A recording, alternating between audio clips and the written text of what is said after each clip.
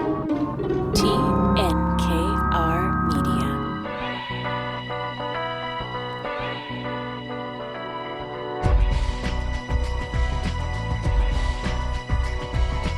Welcome to today's Entrepreneur, a program about the entrepreneurial spirit that drives Quebec business, presented as always by FL Montreal. Dan Delmar and FL boss Mike Newton is with you today. Good afternoon, Mike. Hey, Dan, how are you? I'm excellent. How are you? Very good, thank you.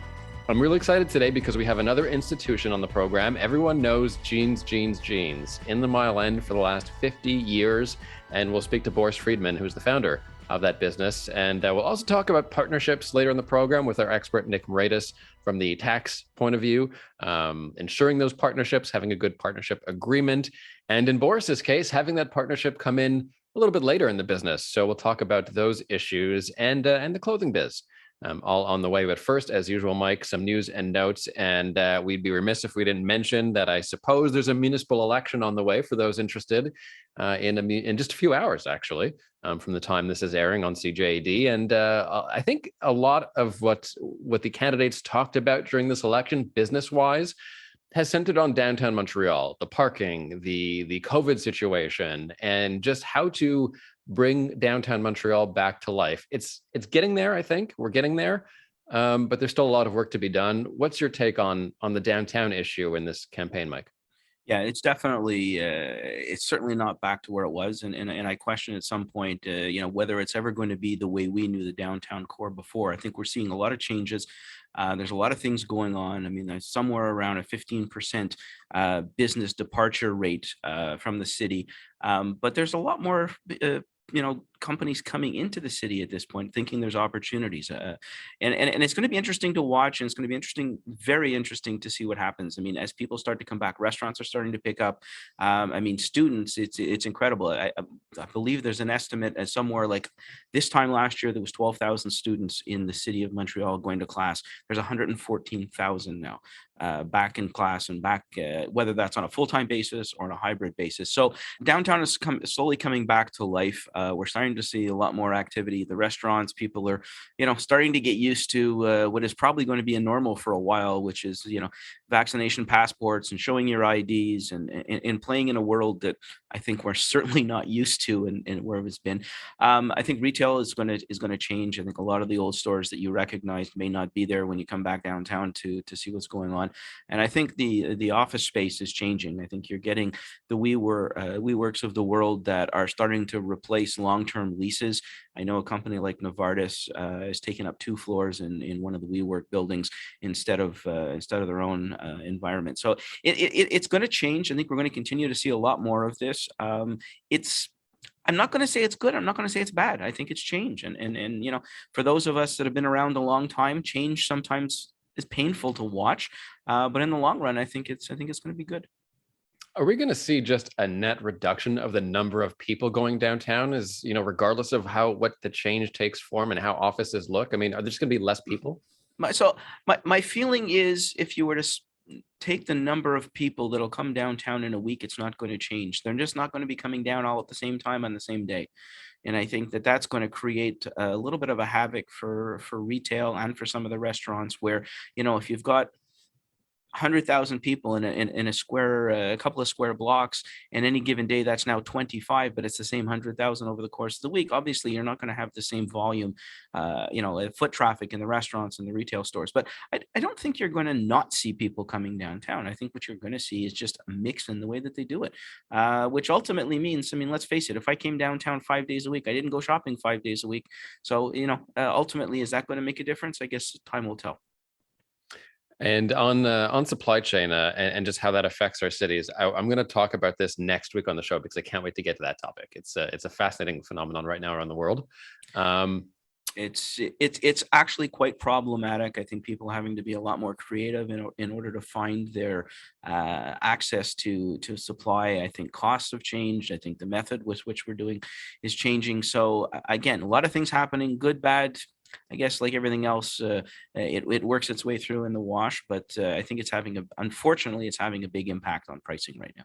Yeah, so COVID being, an accelerator for change and that phenomenon. Let's talk about what's called the Great Resignation and how COVID has affected their workforces. And in the States, we're seeing a lot of people quitting, frankly. A lot of people just dissatisfied with traditional work models, quitting their jobs, going to newer models. But Mike, you're going to argue today the Great Resignation not really happening as much in Canada. Well, I'd love to tell you I could take a position, but the more I dig into this, the more everything seems to contradict itself. And when you go back to, we talked about efficiency when COVID started and everybody went home. We talked about, hey, efficiency's up, everything's working great. Well, I'm not so sure all of those numbers were reliable, because right now what I'm hearing is efficiency levels are down 22%. So you've got that contradictory side, and this whole Great Resignation component. In the States, I agree, it's taken its toll. It's driving prices up.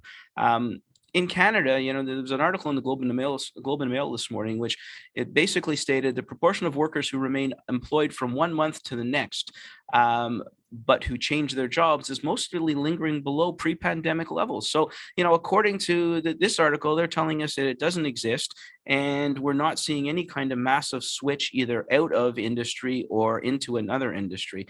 So I don't know, is that a byproduct of the way the government has handled COVID and financing? Is it a different philosophical approach, or once again, are we being subject to trying to interpret news as it comes out with very little blueprint? The story from Harvard Business Review, which we love for their insights, retaining those employees amid all of this flux and this pressure to change jobs and the competitive environment for employers. What are your top tips on how to retain your best employees? Well, I'm going to start off with saying I'm going to argue both sides of this fence right now, and I think the issue that we have is, as people start to panic, they start to overplay the fact that people are leaving. So they're throwing money at people to maintain. Unfortunately, I think you have to do your homework on all of this, and it's equally important to make sure that the people that stay are the ones you want to stay, and that you don't just keep people for the sake of keeping people. And on the other side, you want to make sure that those people that stay actually are engaged and involved in what they're doing. And as you sit to look at talent and you sit to look at the people that you're going to employ, I urge everybody to kind of look at both sides of the coin on this one. And it's kind of why, Dan, we chose these two articles, because they both come at it from a very different angle, but I think both are important. You need to make sure that you're keeping people that are ingrained in your culture, that have the firm culture, that are going to continue to drive forward under the same MO as the business. And if not, don't overpay somebody to stay that doesn't want to stay. There are other opportunities out there, and if not, then find a way to do something different. Don't just throw money at a problem. We have learned over the years that throwing money at problems is not the best way to proceed. I've said on the show before that I think sometimes you have to throw money at your best employees. As a millennial, my instinct is to say, yeah, just give everyone more money, right? But it's not just about that. It's millennials are also looking for culture and for purpose, and that's also a very important part of the equation. Well, and that's where, when you sit down to evaluate staff and your team and where you want to go with it, you need to take into account two things. You need to take into account how much money is there and how much you're going to spend, and not overspend for the sake of overspending, but maybe spend it properly. Create a bigger division between those people that are really vital to the organization and those people that aren't. And it's a hard thing to do. We live in an environment where we know that employees talk to each other about their salaries. We know that they're living in a world that they can gain whatever information either from Robert Half or from every other environment that's out there. But you have to be convinced that those people that you're keeping are the people that you want to keep. And then don't only throw money at them. Make sure that, like you said, that the culture, the environment, the purpose that they wake up for every morning is there and ready for them. Quick contrast of a couple of billionaires. I guess probably number one and two, Elon Musk and Jeff Bezos. I mean, Bezos of Amazon, it's just nonstop with the working condition complaints, and they have probably a PR department devoted just to that. On the other side, with Elon Musk, I mean, you have people with Tesla, SpaceX, Starlink, who are really invested in a social mission, and you might not be working on the spaceship, but you're part of the greater fabric of a very important story.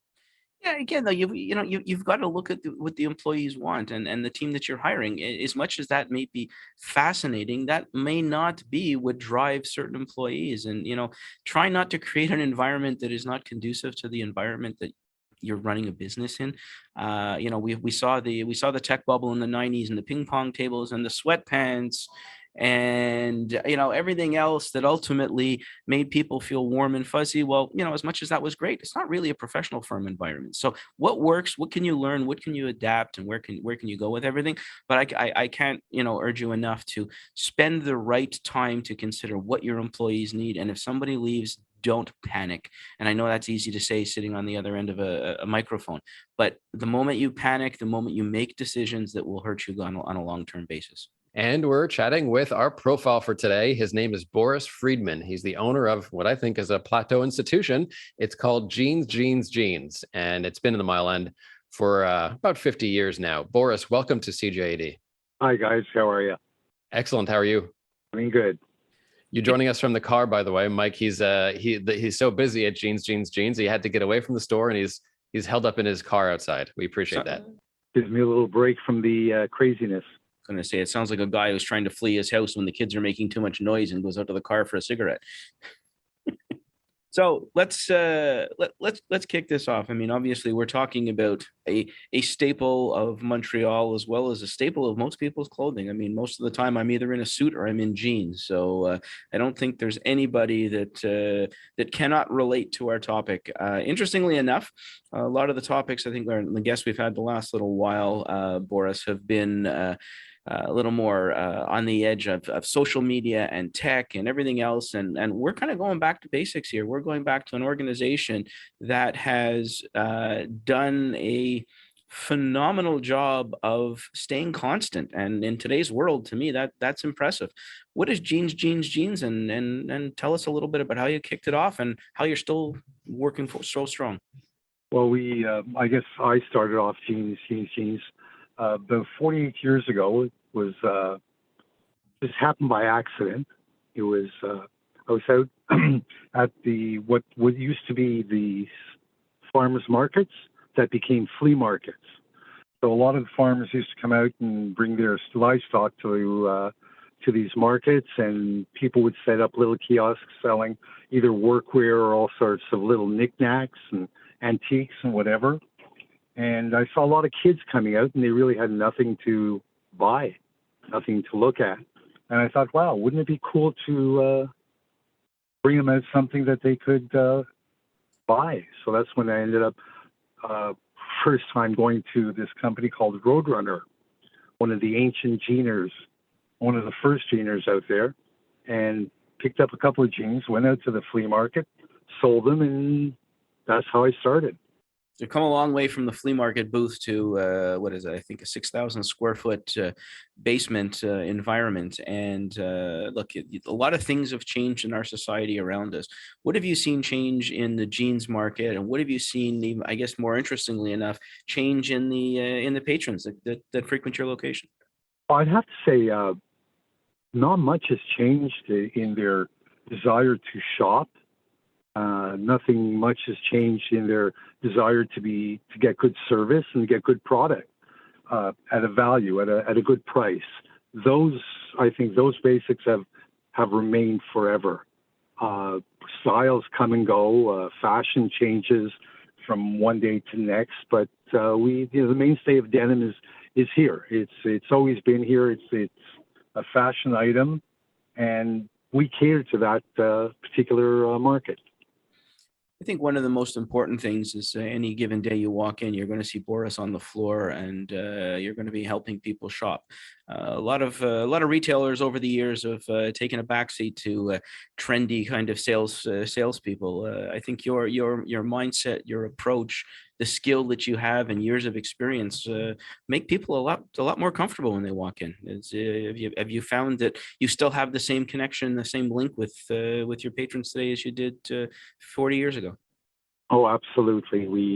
That's one thing that's remained constant in our business is that we're on the floor. I mean, I say we because it's me and my partner, Leroy.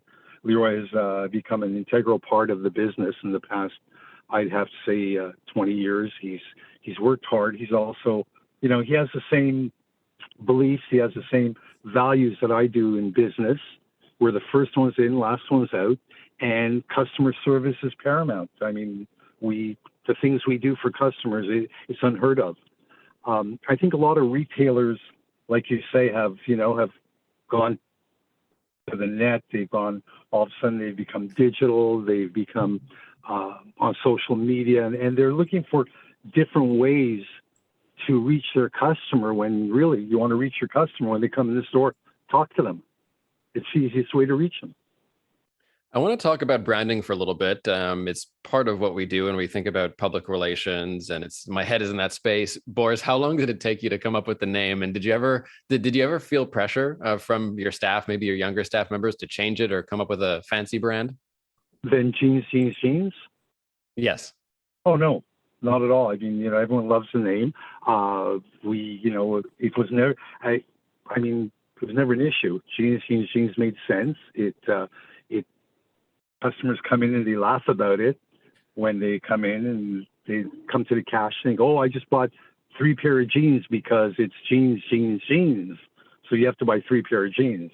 So yeah, it's been a lot of humor, a lot of laughing about it, but name stayed constant. No reason to change. So with bringing in a partner, have things changed over the years? The way you look at things, how do you split up tasks, or is it just you guys are running to do everything is under the same banner and the same energy? We,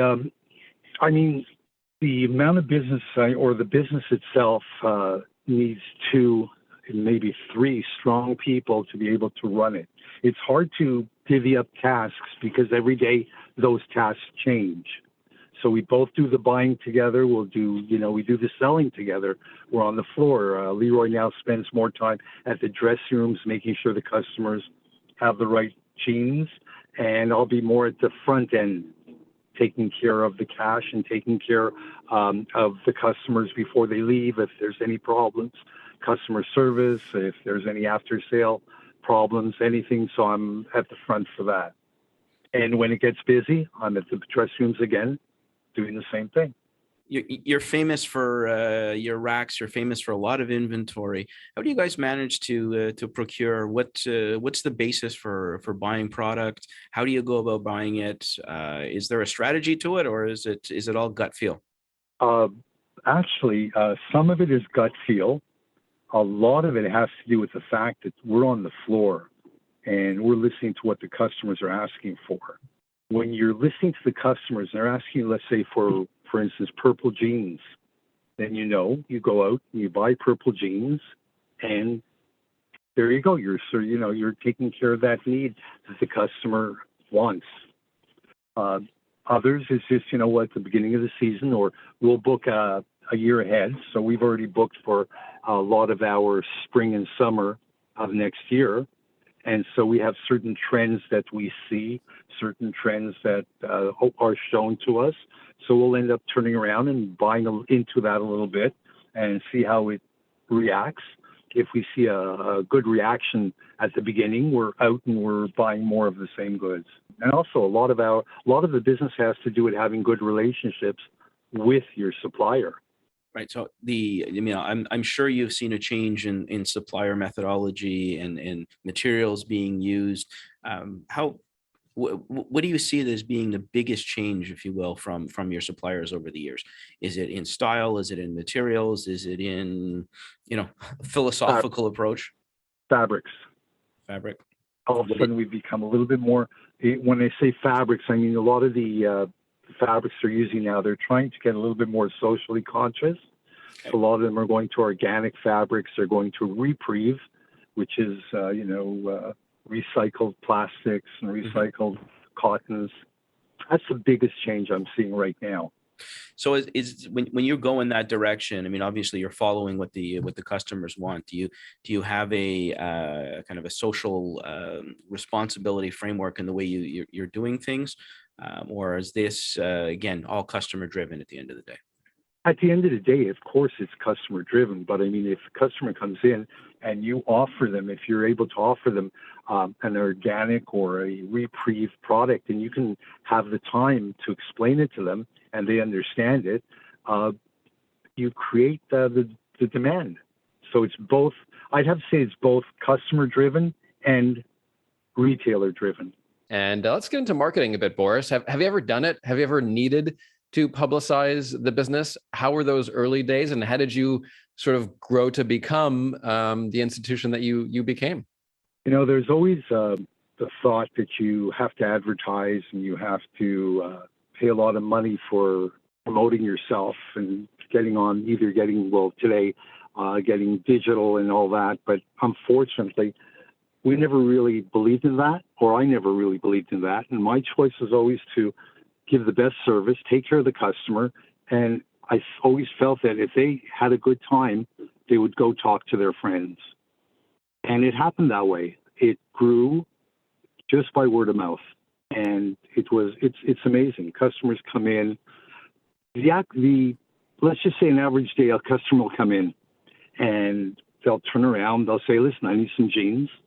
And they'll walk to the dressing room. They'll get in the dressing room, just wait for me, Leroy, or any of the staff to go and to get them their jeans, and they'll try it on. And as they're trying it on, they're going to come out and they'll get 30 different options of jeans to try on, and we'll be there judging and telling them yes, no, and forget it. And after they come out of the dressing room and they found the jeans they like, to just turn around and they want to hug you because they had such a great experience. They've never had an experience like that in their life. And I have to say, you know, having been there a few times, I can attest to the fact that you guys really zero in on what people want very quickly. You know what the styles are, and you almost know what people are looking for before they see it. And I just want to paint a picture of what the place looks like, because it's not only a warehouse, but you have jeans stacked on top of jeans, 3-4 rows up, packed so tightly together. Let's talk about inventory management for a second, Mike. You've been there as well. It can be tough when you have so many pieces. One of the hardest exercises for any business is inventory management. And, I think we've come a long way in the technology that we use for inventory management, but nothing beats the eye and nothing beats the feel. So I think, Borys, as you stack to the rafters, I guess a lot of that is based on where you think are going to go. How have you managed to do such a strong job in maintaining the inventory levels? Do you ever find yourself having overbought? No, we're not really overbought. We found ourselves either buying a wrong style, but we've never been really caught with hundreds of pairs of the wrong thing. You say inventory management. I mean, what we'll do is we'll turn around and we'll buy X amount of units to start off with. And like I said before, if we find that that style is moving, we'll buy heavier into it. We also, what we do, we're very hands-on in our business, not only with serving the customers, but also when it comes to managing the inventory. We're continuously reordering with our suppliers on a weekly basis.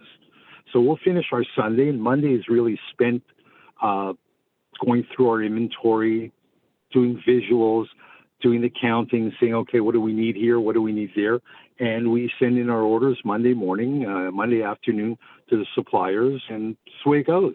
It just works seamless, and it works perfectly because when we have that indication of what's selling, we just keep going after it. So you were in business almost 50 years, almost 35 on your own. You take on a partner. What prompted you to take on a partner? What prompts, it's not an easy thing after doing it yourself after all of these years. Was there a strategic plan? Was it the individual himself? Or is it just, it was time to do something different? For me, it was really, I saw the growth in the business, and I knew that I could not handle it on my own. I've tried managers, supervisors to help out, and it kind of never really panned out. Then I realized you really need to have somebody by your side who has the same values and morals that you do and the same business sense that you do. And I guess maybe because Leroy started when he was 15, it gave him a chance to see the way, and it gave him a chance also to learn the business uh, straight, from the beginning. And it came to a point where he also had the drive. He also had the willingness. He never really wanted to work for money. For him, it was the work. He loved the work, and he loved the excitement of serving customers. And store opened up at 9 o'clock, 8:30 in the morning, he was there with me. When the store closed at 6 o'clock, if we had extra customers, had to stay till 7, never a problem. Any day off, he wanted to come to the store and do whatever he could. So he had that same drive and that I had, saw it in him, and I said, you know something? This would be a great relationship. It's great to hear. I was going to talk about the neighborhood a little bit here, and those 3 rules of retail: location, location, location, of course, with the founder of Jeans. Is that an advantage to you, the fact that you're in such a cool neighborhood with so many fashion designers, fashionable people? Do you get a clue about where things are going better than if you were in another neighborhood? It's a very difficult one. We were in the Myland before Myland was cool. Remember that. So we were here when Myland was the slums, and that's where we started the business. I think location for me, I'd have to say it's more a matter of, build a good business, create a good ambiance, take care of the customers, give them good value, and they will come anywhere. Obviously, you're carrying a huge number of lines of different jeans. Right. Right. So do you want to rattle off a couple? You want to give us an idea? Or are you telling me you carry just about everything anybody's going to want? Pretty well, we carry everything. Don't forget, our market, we cater to, I'd have to say, from 15, 16-year-olds to 95-year-olds. And that's our customer base. So when you're catering to so many different people, you need to have a lot of SKUs, because what that 18-year-old is wearing or wants to wear, or that 30-year-old wants to wear, or that 95-year-old wants to wear, are 3 different things. And in order to serve them, you need the inventory. I would have to think after all of these years, you could write a book. You could write a book on the relationships that you've created, the people that you've seen, the times that you've spent. Anything stand out as one of those? Wow, this is why I do this every day. You know what? It's funny though, because I love doing it. I've been doing it, and I still get up in the morning. I love coming to work. I enjoy what I do, and what I think does it for me is when that girl or the guy leaves the store and he's happy and he wants to tell all his friends about it. And the real nice little perk or the little extra you get is when that customer turns around and hugs you and says, thank you. I appreciate it so much. You made my day. I also got to think at the end of the day, you probably play psychologist an awful lot, and you're not sending anybody a bill at the end of the exercise, but there's got to be a lot of satisfaction as you help people, like you said, walk out with a smile at the end of the day, and I'm sure they come to you with their problems while they're trying on jeans as well. So, listen, there's nothing quite as intimate as when you're showing your bum to somebody. And Mike, let's get the one piece of advice in a few minutes from Borys Fridman of Jeans, the magical kingdom of plateau fashion, as our producer Marjorie has referred to it as. But first, let's head over to Nickmoradis. Nick is a tax partner at FL Fuller Landau, and Nick, we're going to get into having a partnership and also life insurance and shareholders agreements and how that plays in to those partnerships. Welcome back. Thank you very much for having me. Mike, those partnership agreements, not only important, but the paperwork behind them, the insurance behind them, there's a lot to do. Yeah, it's interesting when we have a guest who's been in business for a long time.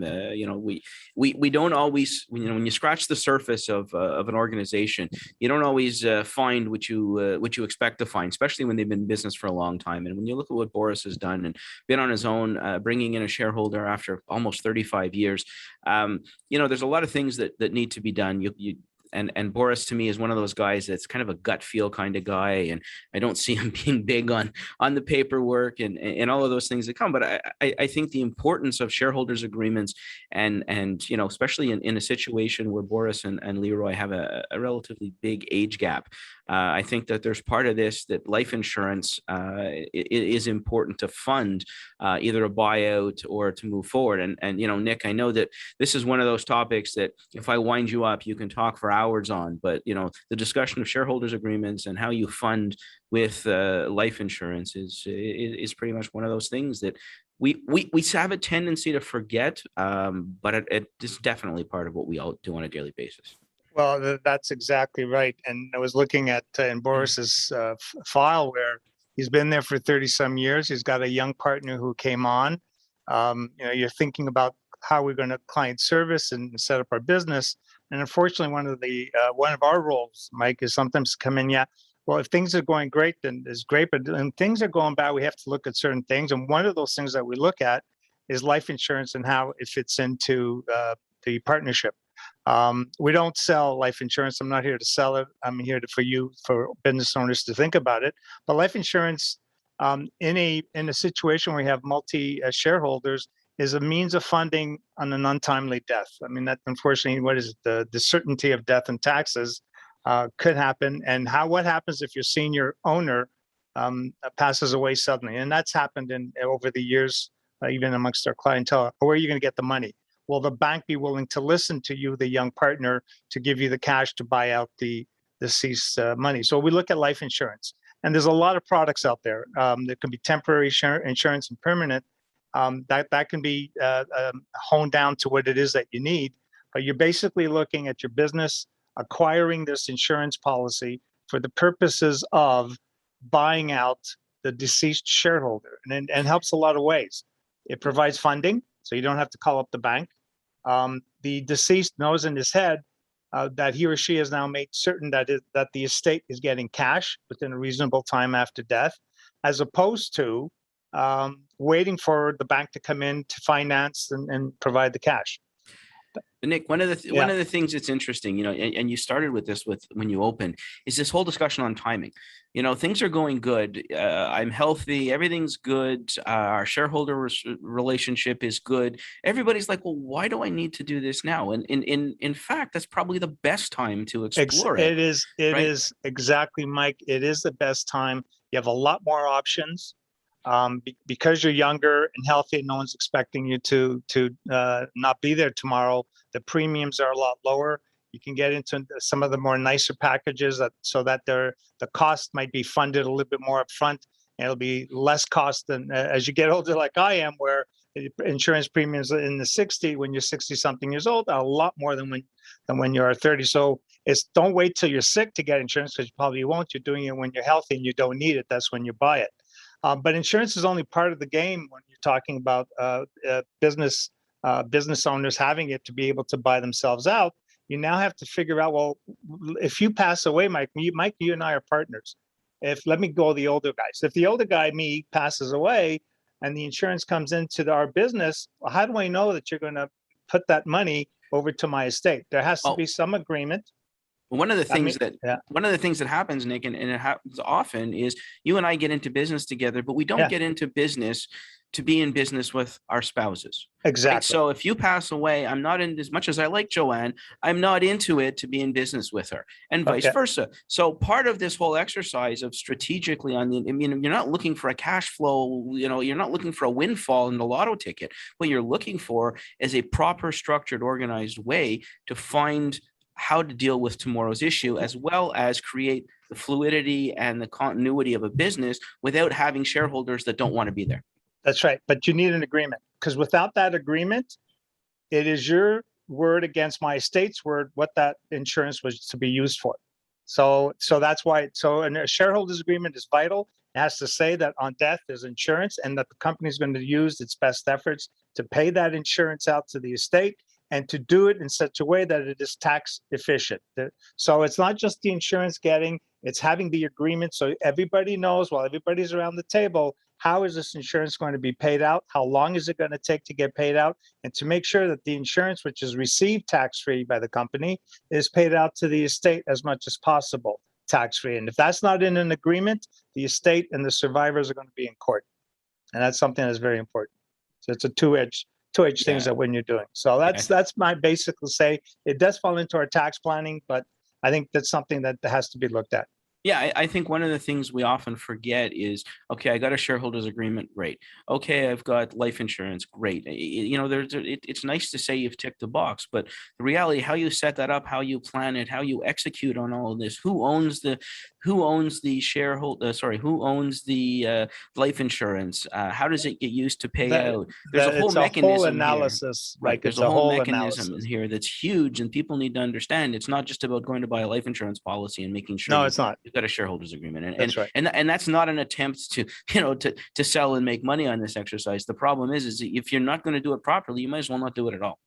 Well, or at least get something or do something, buy insurance yourself if necessary. But the whole point is it's part of the management structure for the governance of the company, and that it continues the succession of the company afterwards. Nickmoradis, tax partner at FL. Thanks so much, Nick. Take care.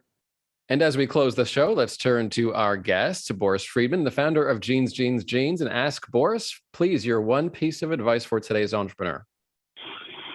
Yeah, I would think that the bit of advice or the advice I'd give someone is to turn around and I really love what you're doing. You have to enjoy it because in order to become successful, you're going to have to put in a lot of hours. And those hours can be painful at times. Take away from your social life, take away from your personal life. But at the end, if you love what you do, it'll work out. Very good, Borys. Thanks so much. Borys Fridman from Jeans. Michael, really an example of someone who is hustling, becoming an entrepreneur. And just over the years, you wake up and one day you're just an institution. It's great, Dan. There's a lot of times we sit back and we say, oh, it's nice to see the young blood. It's nice to see different industries pop up. But I got to say, having been part of Montreal my entire life, it's great to see Montreal institutions, and Jeans certainly falls into that category. So hats off to Borys and Leroy, and keep doing what you're doing. Thank you. Thank you very much. Thank you for taking out the time for me. Thanks so much to Borys Fridman of Jeans, the founder of that business. And don't forget, you can head over to today'sentrepreneur.org for over a decade worth of entrepreneur profiles. And you can subscribe to the podcast on iHeartRadio, iTunes, or your favorite platform. We'll be back here next week. Take care.